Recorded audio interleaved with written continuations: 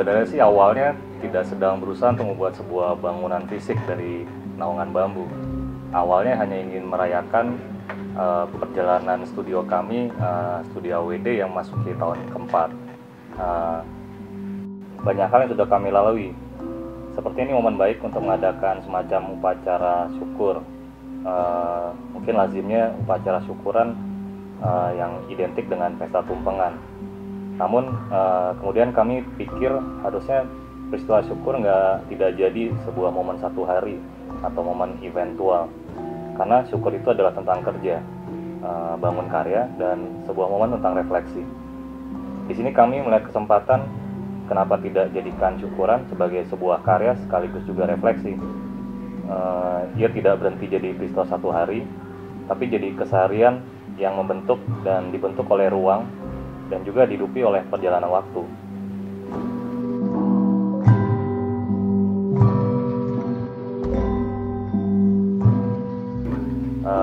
Sebenarnya itu terkait dengan perspektif kami melihat bagaimana kami melihat tentang apa itu kebudayaan. Kami lihat hari ini terus terang kita cukup gagap dalam membangun sebuah roda atau gerak kebudayaan. Gagap karena kita begitu mudah untuk melihat bahwa kebudayaan adalah sesuatu yang final.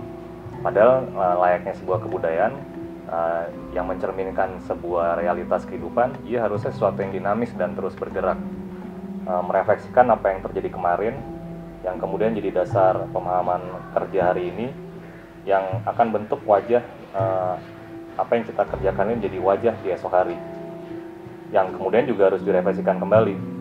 Nah, dalam konteks syukuran yang dirayakan dalam format pesta tumpengan ini, jujur menjadi sebuah tantangan bagi generasi hari ini untuk merefleksikan peristiwa ini agar menjadi relevan, tidak hanya menjadi semacam ritual atau tradisi yang mungkin tak bangun relasi terhadap keseharian yang ada di hari ini. Dalam praktek kerja kami merasa bahwa kesempatan berkarya sebenarnya adalah sebuah kesempatan baik untuk melakukan semangat kerja kebudayaan tadi. Bagaimana bila niat baik ini kita ruangkan saja, sehingga kami sempat terpikir untuk membuat sebuah ruang di halaman belakang studio, sebuah ruang yang nantinya mungkin akan diisi oleh kegiatan-kegiatan refleksi yang juga sekaligus kegiatan yang mendorong aksi karya. Ruang yang mampu membangun totalitas diri lewat kerja pikir, olah tubuh, refleksi, dan juga ekspresi perasaan, yang tentunya bisa menjadi bagian dari keseharian yang tidak statis.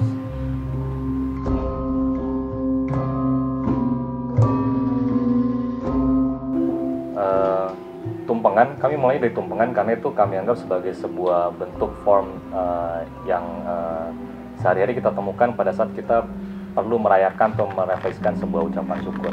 Nah, di tumpengan kalau kita mau lihat lebih jauh, sebenarnya itu tidak semata-mata sebuah peristiwa satu hari, tapi kalau mau lihat lebih dalam, kita akan lihat bahwa tumpengan memberikan sebuah refleksi bahwa itu adalah sebuah refleksi syukur untuk melihat apa yang terjadi kemarin, kemudian merefleksikan dengan apa yang bisa kita kerjakan hari ini demi menghasilkan sebuah kehidupan yang terus bergerak dan kualitas kehidupan yang lebih baik di masa depan.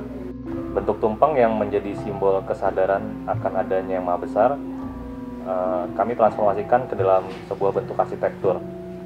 Sebenarnya transformasi bentuk tumpeng dalam bentuk arsitektur sudah dilakukan dalam sebuah bentuk atap bangunan joglo.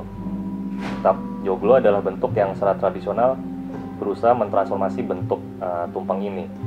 Nah, bentuk tumpeng juga menjadi simbol syukur karena ia serupa dengan bentuk tangan yang mengatup, layaknya orang sedang berdoa atau menaruh hormat.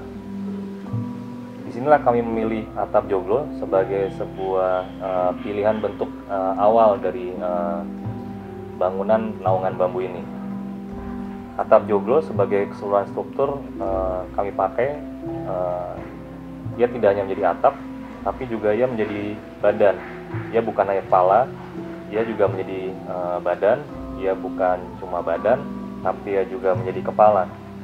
Ini kami pakai sebagai simbol tentang upaya manusia yang utuh dalam sebuah kerja pikiran dan badan, di mana kerja pikiran badan adalah sebuah hal alamiah yang bisa menjadikan totalitas kita sebagai manusia.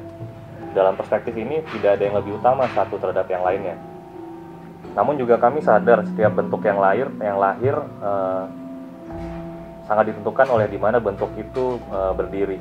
Disinilah bentuk atap joglo menjadi dinamis, mengikuti tuntutan-tuntutan yang ada di sekitarnya. Ada sisi yang lebih tertutup, kemudian ada juga sisi yang lebih terbuka, menyesuaikan tantangan-tantangan yang ada di sekitar site di mana dia berdiri.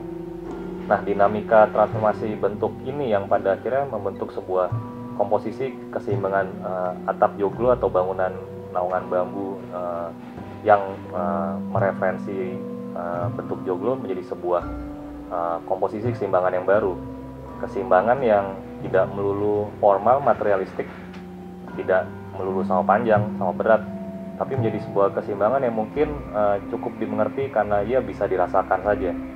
Ini juga simbol elemen kemanusiaan yang berikutnya, yang tak kalah penting dari pikiran dan badan, yaitu jiwa dan perasaan. Nah, inilah yang menjadikan peristiwa tumpengan dalam sebuah format naungan bambu di belakang kantor kami ini, kami anggap menjadi sebuah peristiwa tumpengan yang meruang.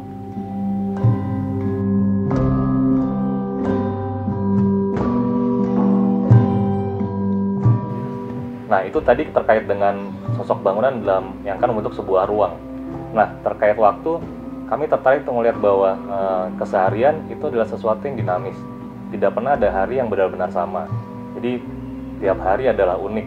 Dan untuk memahami bahwa tiap hari memiliki keunikannya sendiri, memang kita harus memberi kesempatan diri kita untuk meluruh dalam peristiwa-peristiwa yang ada di sekitar kita. Karena sejatinya seluruh lingkup kehidupan itu adalah rumah kita. Nah, karenanya di awal-awal kami berpikir apakah naungan bambu ini sebenarnya tidak perlu penutup atap, biarkan terbuka saja. Jadi saat panas ya biarkan saja cahayanya sepenuhnya masuk. Saat hujan juga biarkan juga saja hujan sepenuhnya lewat. Kita tinggal beradaptasi saja. Saat panas kita bisa bersembunyi di antara bayang-bayang yang ada. Saat hujan ya sudah, nggak usah dipaksakan, kita cari ruangan yang lain saja untuk beraktivitas. Tapi setelah dipikir-pikir, sepertinya ya nggak pas juga. Kebudayaan itu adalah akumulasi dari respon kita terhadap situasi yang dibentuk dan dalam ruang serta waktu. Nah, di sini kata respon menjadi penting, di mana ia tak hanya memiliki makna reaksi atas apa yang terjadi, tapi juga memiliki makna antisipasi atau prediksi terhadap kemungkinan-kemungkinan yang bakal terjadi. Nah, pemahaman akan antisipasi inilah yang mendorong kami untuk memikirkan beberapa detail terhadap peristiwa-peristiwa waktu yang mungkin terjadi seperti hujan, panas terik, dan sebagainya.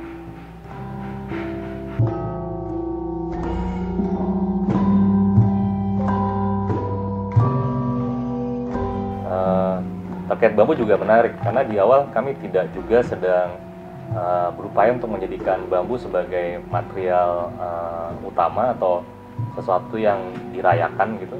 Tapi semata-mata karena kami melihat bambu mempunyai keuntungan ekonomis, di mana dengan biaya dan budget yang kami punya terbatas, bambu menjadi satu material yang memiliki keuntungan ekonomis paling ideal dengan gagasan yang kami bangun.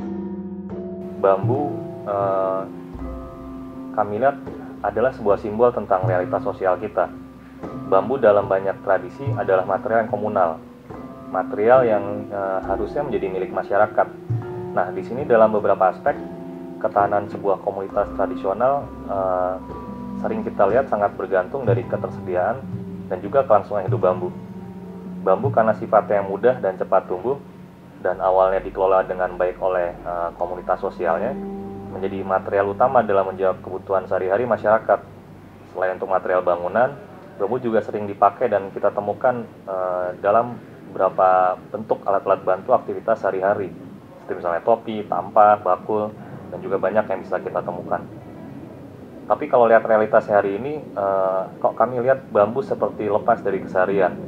Lebih jauh lagi, kami juga melihat bahwa lepasnya hal-hal penting yang terkait dalam keseharian juga banyak terjadi dalam peristiwa-peristiwa sosial kita yang lain, sampai juga ini mengantar kita pada titik yang jauh, melihat tentang profesi.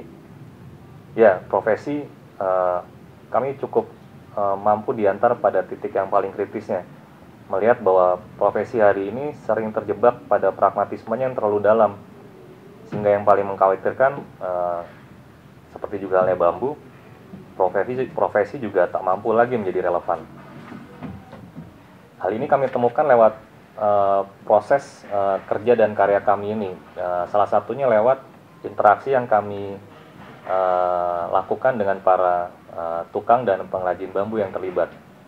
Awalnya memang interaksi yang terjadi begitu formalnya, karena ini hanya berkaitan dengan hubungan kerja dan berkaitan dengan ekspektasi kami akan hasil kerja yang ideal, di mana kami minta para pekerja dan juga tukang pengrajin bambu untuk beradaptasi dengan ekspektasi-ekspektasi yang kami harapkan. Namun ternyata dalam perjalanan proses yang terjadi, banyak terjadi sebuah relasi sosial yang lain yang justru kami pikir jauh lebih kaya ketimbang relasi formal semata dalam hubungan kerja. Di mana dalam banyak momen bukan hanya tentang para tukang atau pekerja atau juga pengrajin bambu yang diminta untuk mengerti harapan-harapan kami para desainer atau perancangnya, tapi juga kami juga diminta untuk cukup sensitif dan mengerti tentang potensi-potensi juga keterbatasan-keterbatasan para tukang yang bukan dulu soal teknis. Nah, di sini kami jadi juga mulai menjadi paham bahwa berkarya adalah juga sebuah peristiwa sosial. Dan karena sepertinya tidak aneh kalau lewat berkarya kita bisa diantar menemukan siapa kita dan juga bisa menemukan ketakutan-ketakutan yang ada dalam kehidupan kita. Disinilah kami menjadi tertarik untuk masuk ke inisiatif berikutnya sebenarnya, yaitu tentang relevansi dan juga tentang karya sebagai sebuah peristiwa sosial. Nah, akhirnya naungan bambu ini pada akhirnya bukan lagi menjadi karya, tapi lebih tepat menjadi sebuah prakarya. Karya adalah artefak yang berhenti, sedang prakarya mendorong lahirnya harapan, gagasan, serta kerja demi lahirnya karya baru berikutnya. Bentar 30. Oh, benar. Bisa nggak langsung ditempel di dinya? Bisa mau? Salaman, kita kan kuat tamam, kapu di dia yo. Bisa baik. Kuat.